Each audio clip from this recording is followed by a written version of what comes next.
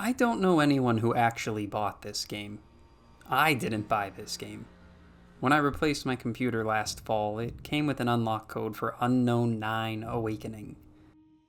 Hitting a max of around 250 concurrent players the month of its launch, Unknown 9 was planned as part of a cross-platform multimedia universe, already including novels, comics, podcasts, the whole shebang. Content.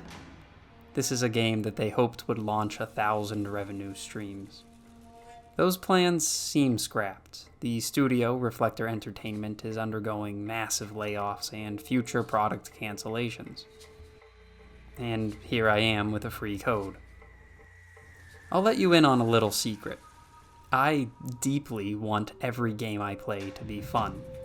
Sometimes I lash out, but generally I try not to be too dismissive of the games I dislike. After all, they're not for me, but they might be perfect for someone out there. Besides, I'm aware of my blind spot. Platformers, dating sims, racing games, MOBAs. There are entire genres I have no interest in at this point.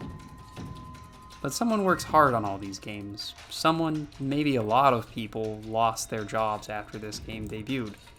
I'm not here to chase easy dunks on a losing team.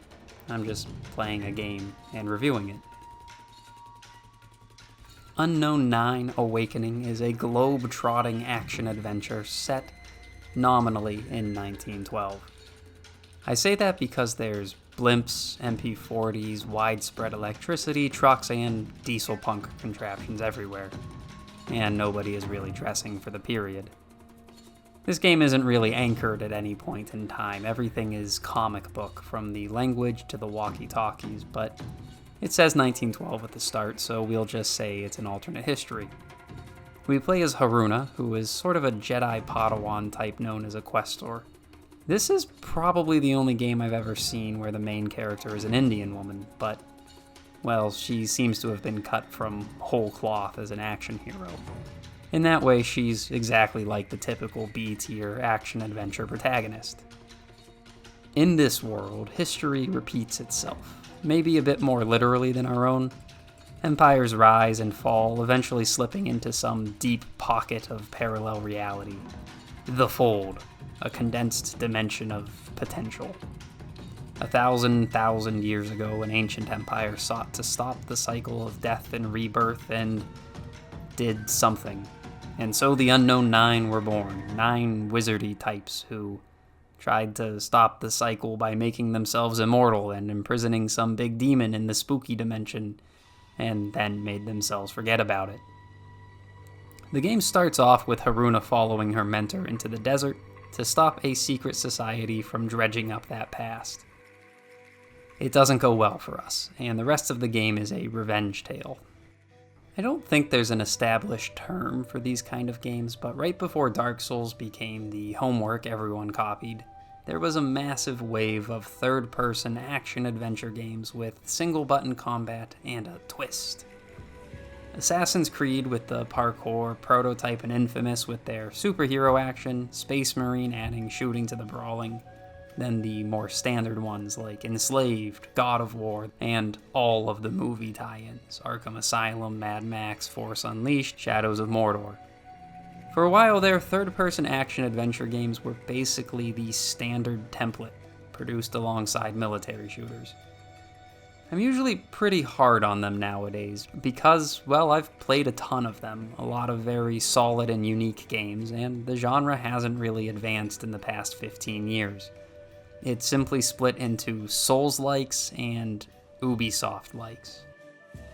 In Unknown 9, combat is limited to a block, a dodge, light and heavy attacks, typical stealth options, and then the twist is the fold powers. These don't unlock in a very satisfying way. We're given almost all of our tools right at the start, and some of them are so powerful they'd be endgame rewards in another series. We have a rapidly recharging heal, full invisibility for around 5 seconds, combined with a stealth insta-kill. We can throw and pull enemies Star Wars style. And the main innovation, stepping. We can temporarily step into an enemy and line up a single attack.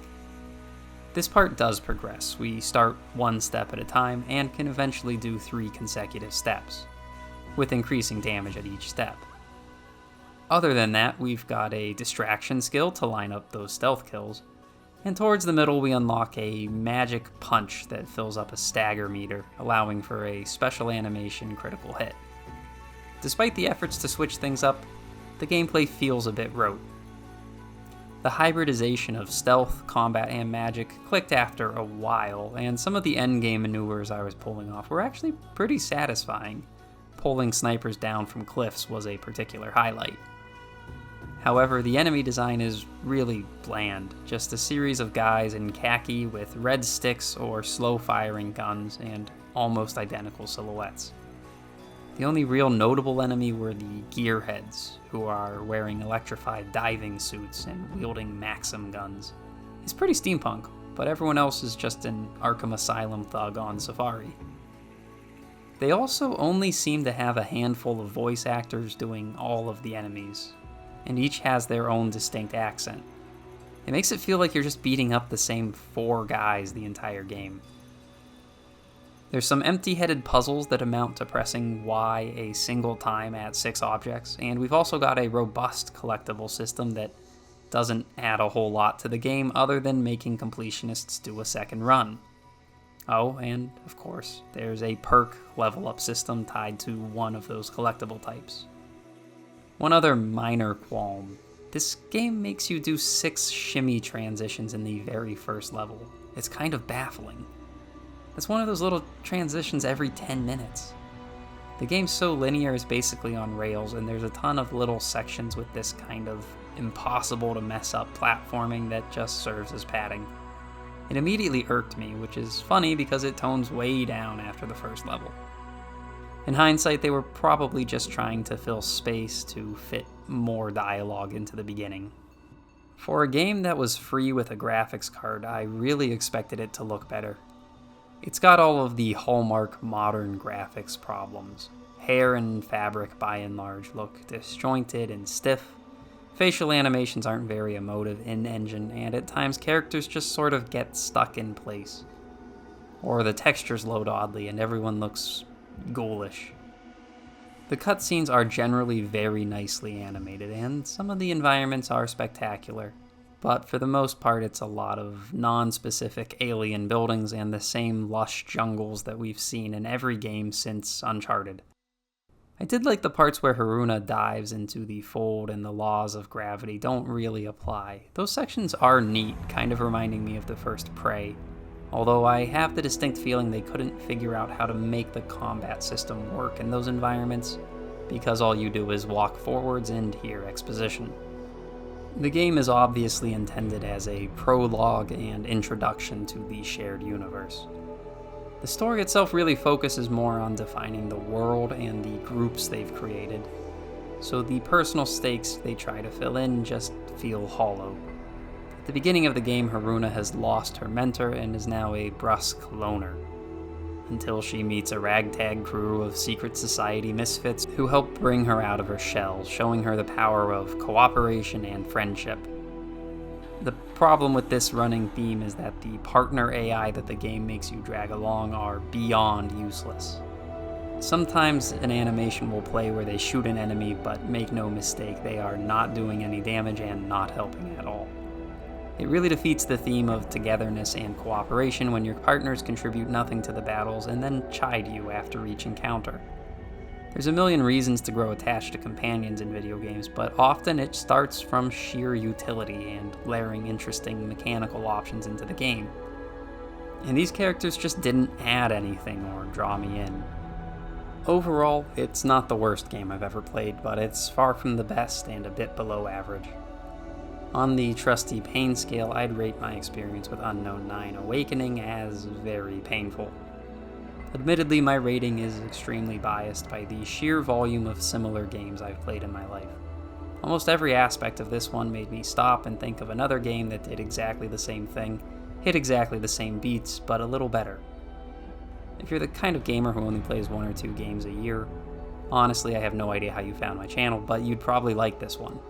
Without the massive wall of interfering reference points I have, I think this would be a brisk 8-hour adventure that some people could really get into. There's obviously a deep well of lore here, and the combat mechanics are actually solid, with a decent amount of options. Just an overdone style for my tastes.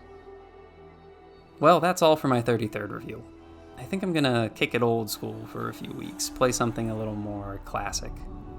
The next new game I'm excited for is that Yakuza take on Sid Meier's Pirates, so hopefully I can squeeze 200 hours of playtime into the end of an otherwise busy month. Hopefully. Thanks for tuning in. See ya.